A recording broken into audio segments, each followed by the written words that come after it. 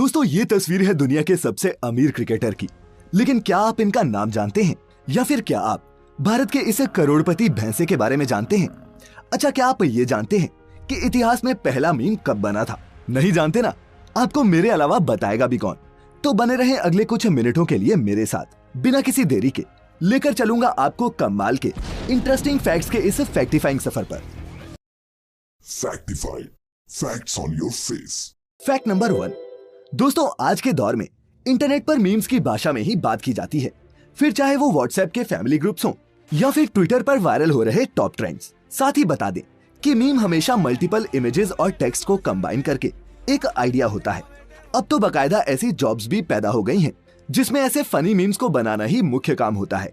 ऐसे में दोस्तों, क्या आपने कभी ये सोचा है कि इन मीम्स की शुरुआत कहां से हुई थी और इस दुनिया का सबसे पहला मीम किसने बनाया था? अगर नहीं तो बता दूं कि मीम्स का इतिहास इंटरनेट की हिस्ट्री से भी ज्यादा पुराना है और वो पहला मीम जो इतिहास के पन्नों में दर्ज हुआ था वो एक एक्सपेक्टेशन वर्सेस रियलिटी मीम था, जो यूनिवर्सिटी ऑफ आयोवा की मैगजीन द जज के 1921 के संस्करण में छपा था। वहीं बीबीसी ने अपनी रिसर्च में सन 1919 में यूनिवर्सिटी ऑफ विस्कॉन्सिन की मैगजीन विस्कॉन्सिन ऑक्टोपस में पब्लिश हुए इस मीम को दुनिया का पहला मीम बताया है, जो कि प्री इंटरनेट एज में भी एग्जिस्ट करता था।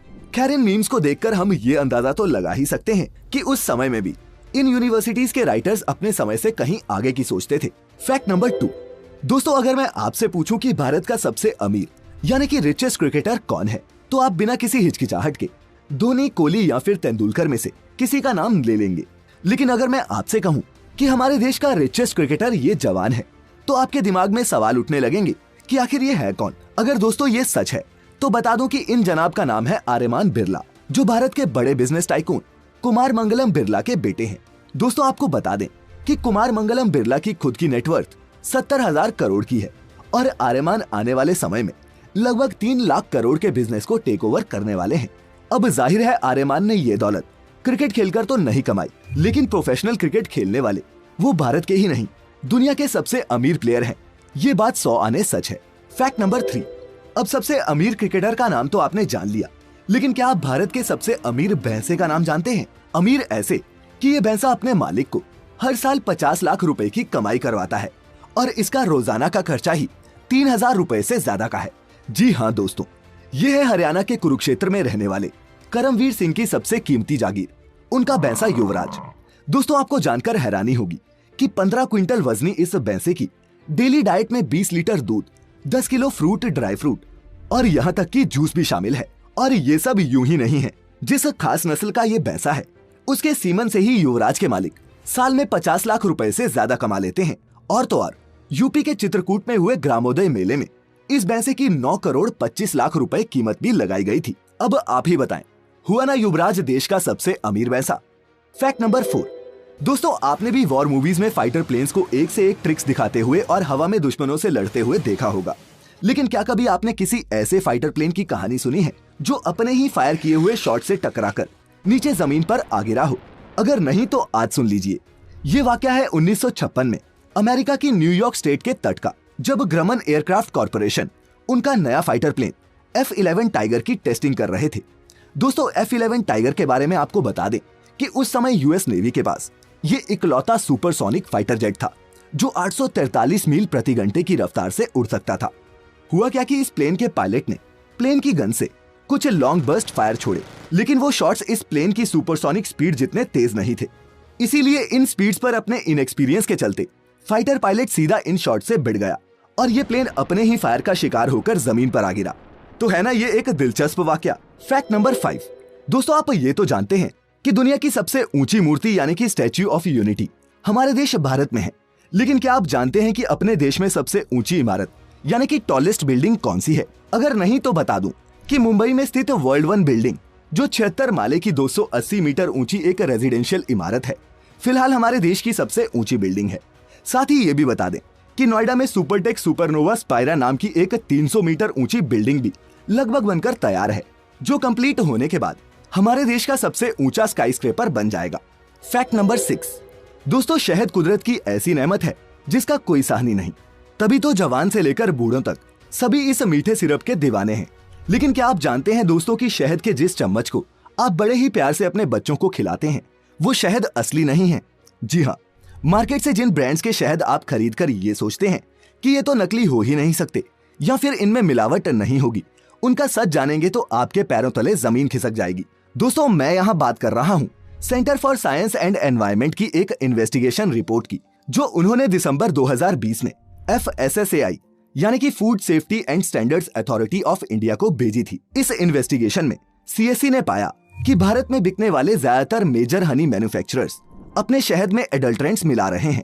डाबर से लेकर पतंजलि और जंडू से लेकर बैद्यनाथ तक, इन सभी ब्रांड्स के शहद इस इंस्टीट्यूट के द्वारा कराए गए न्यूक्लियर मैग्नेटिक रेजोनेंस टेस्ट में फेल हो गए। इनमें ऐसे शुगर सिरप्स मिक्स पाए गए जो FSSAI के स्टैंडर्ड टेस्ट को आराम से पास कर लेते हैं। दोस्तों, शहद की डिमांड मार्केट में बहुत ज्यादा है और मक्खियां जो शहद बनाती हैं वो इस डिमांड को पूरा नहीं कर सकती। ऐसे में सप्लाई को मैच करने के लिए मैन्युफैक्चरर्स चाइना से कई तरह के एडल्ट्रेंट्स मंगवाते हैं और अपने शहद में मिलाकर बेचते हैं। लेकिन इतने बड़े बड़े ब्रांड्स पर भी सवाल उठे तो एक ग्राहक के तौर पर आपको थोड़ा होशियार होने की जरूरत है। बहरहाल 13 में से जिन 3 ब्रांड्स के शहद इस NMR टेस्ट में पास हुए हैं वो ब्रांड्स हैं सफोला, मार्कफेड, सोहना और नेचर्स नेक्टर। Fact number 7।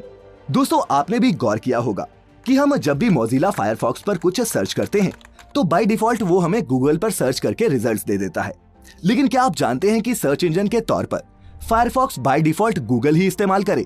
इसके लिए गूगल मोजिला कंपनी को हर साल एक भारी भरकम रकम देता है।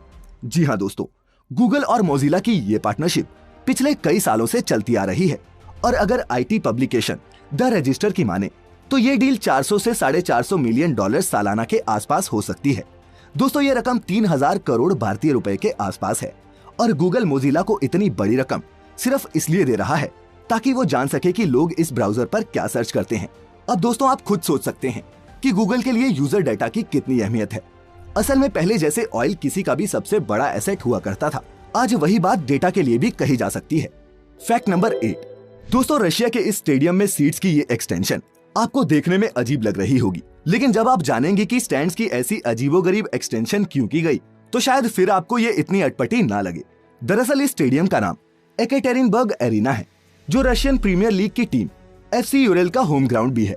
तो हुआ क्या कि जब रशिया 2018 का फीफा वर्ल्ड कप होस्ट करने वाला था, तब इस स्टेडियम को भी वेन्यूज की लिस्ट में शामिल किया गया। लेकिन इस स्टेडियम में एक दिक्कत थी और वो थी इसकी लिमिटेड सीटिंग कैपेसिटी। ऐसे में 27,000 सीटों वाले इस स्टेडियम में फीफा की गाइडलाइंस के मुताबिक जरूरी नंबर ऑफ सीट्स नहीं थी। इसीलिए रशियन अथॉरिटीज ने एक नए स्टेडियम को बनाने से बेहतर इसी एरिना की सीटिंग कैपेसिटी को बढ़ाना समझा। मैसिव स्कैफोल्डिंग की मदद से एरिना के बाहर एक नया स्टैंड बनाया गया, जिससे इस स्टेडियम की कैपेसिटी बढ़कर 45,000 हो गई और इस स्टैंड से मैच देखने पर ऐसा लगता है मानो आप फुटबॉल का मैच किसी बहुत बड़ी टीवी स्क्रीन पर देख रहे हैं। है ना ये अद्भुत। Fact number 9। दोस्तों, वैसे तो एयर ट्रैवल रोड ट्रैवल से कई गुना ज्यादा सेफ है, लेकिन जब कभी विमान क्रैश होते हैं तब उसमें सवार लोगों के बचने की उम्मीद कम ही रहती है। ऐसे में कोई विमान क्रैश हो जाए और उस दुर्घटना में एक भी इंसान की जान ना जाए, ये किसी चमत्कार से कम नहीं। ऐसा ही एक चमत्कार हुआ सन 2018 में मेक्सिको के दुरांगो प्रांत में, जब एरो मेक्सिको का एक प्लेन टेक ऑफ के कुछ समय बाद ही क्रैश हो गया। दोस्तों, इस हादसे में दर्जनों लोग जख्मी हुए, लेकिन हैरानी की बात ये थी कि प्लेन में सवार 101 लोगों में से किसी की भी जान का नुकसान नहीं हुआ। खैर दोस्तों, नुकसान मैं आपका भी नहीं होने दूंगा और बिना देरी के अब पेश करता हूँ आज की इस वीडियो का आपका अपना योर ओन फैक्ट, जो हमें भेजा है अजय सिंह ने।